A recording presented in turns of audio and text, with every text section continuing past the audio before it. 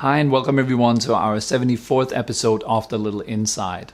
As you might have guessed, my name is still Tobi, and this week we're going to have a look at how to dissolve thoughts. So let's get started right after the intro.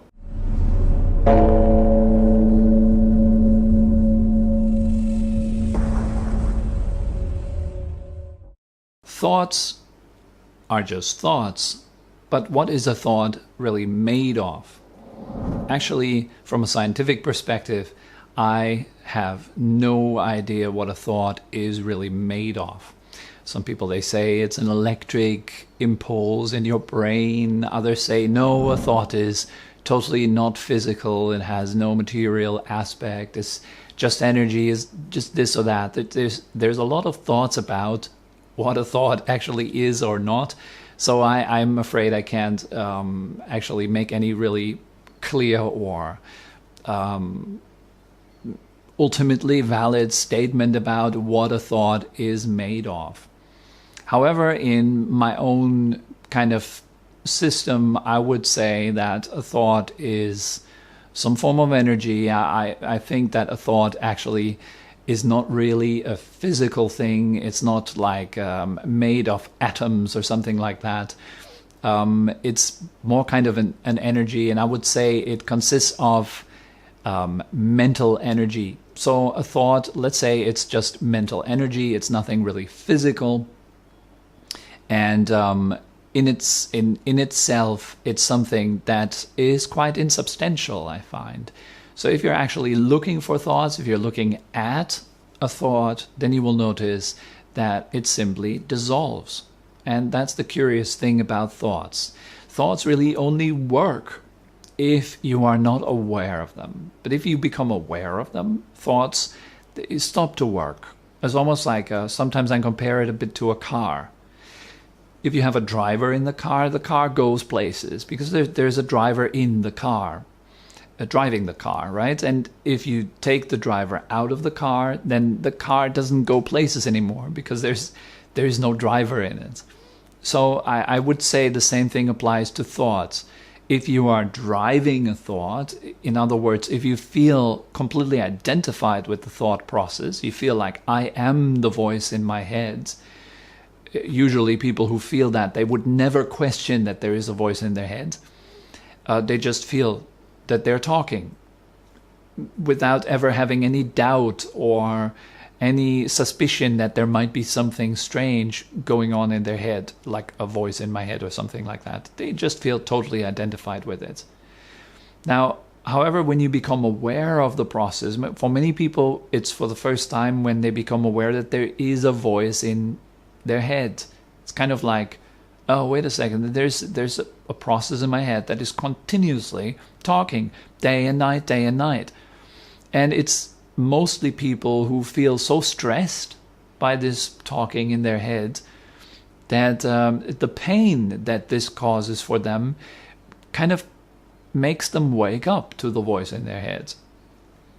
And then they become aware of it for the first time. They say, okay, I'm thinking too much. Then they say, I need to do something about my thinking.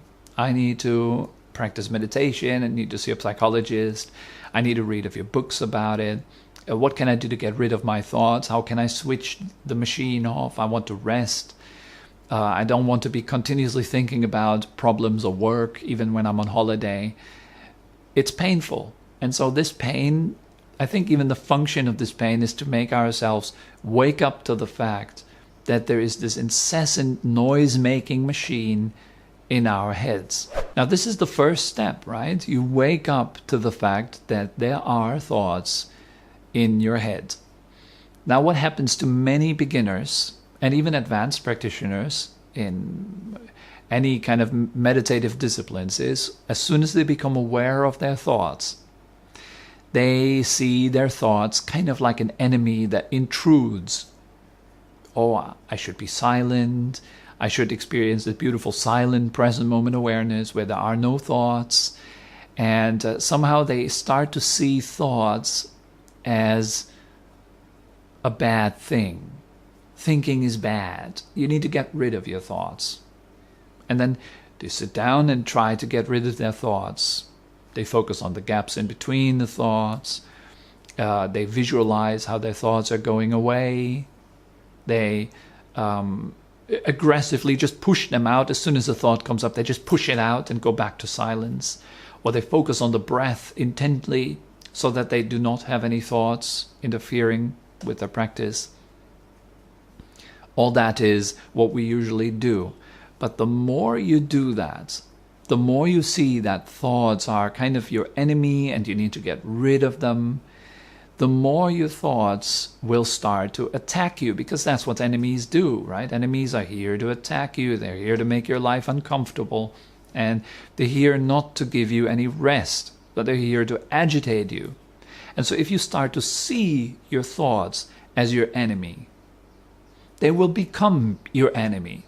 Does that make any sense? I hope it does.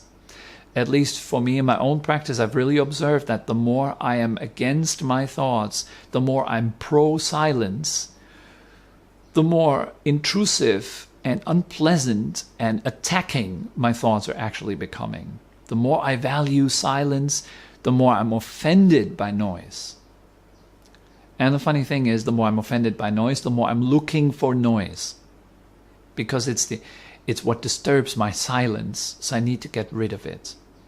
And so here I am with all my clever meditation techniques, trying to get rid of thoughts, sometimes successfully, sometimes not really.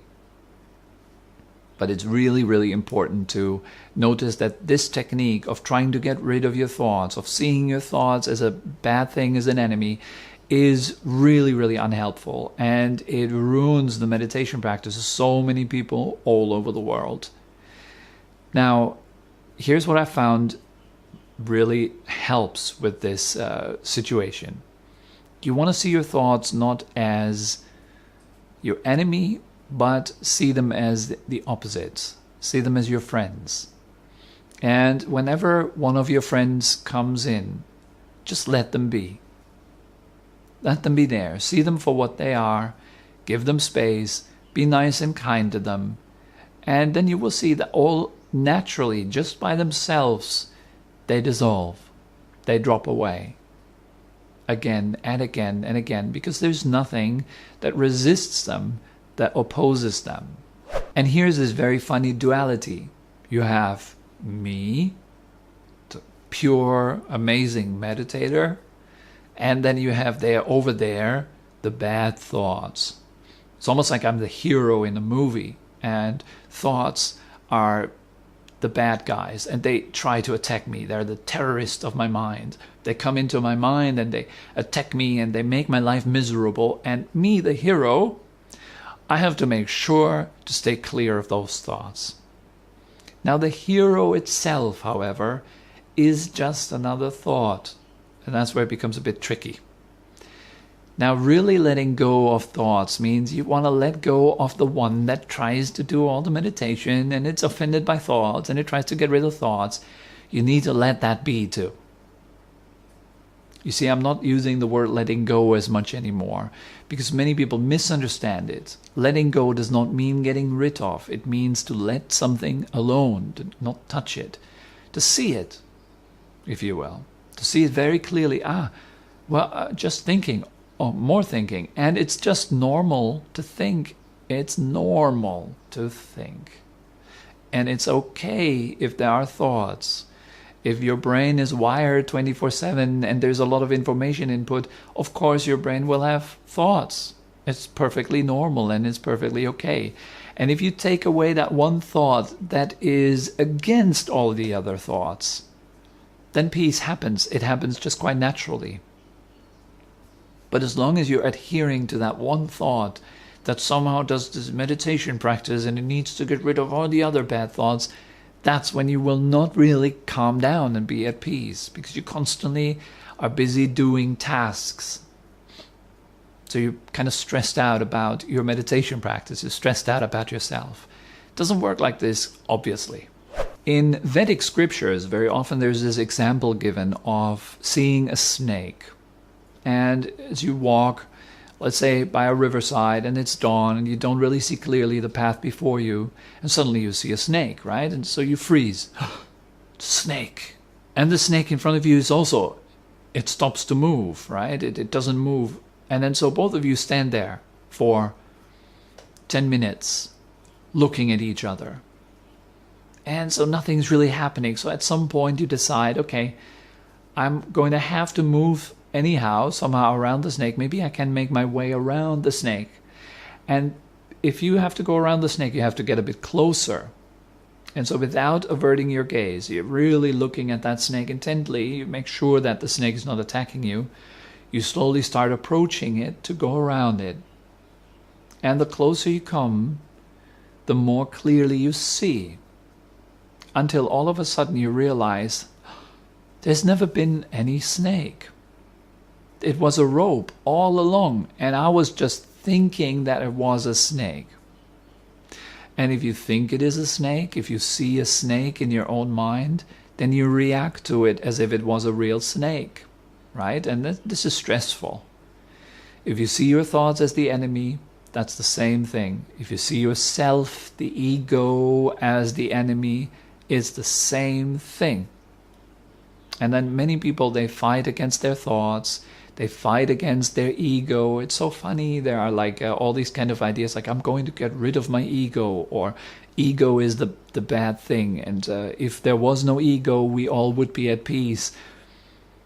Ego is just a natural thing. And if you look closely to it, you find it's not really anything substantial to worry about.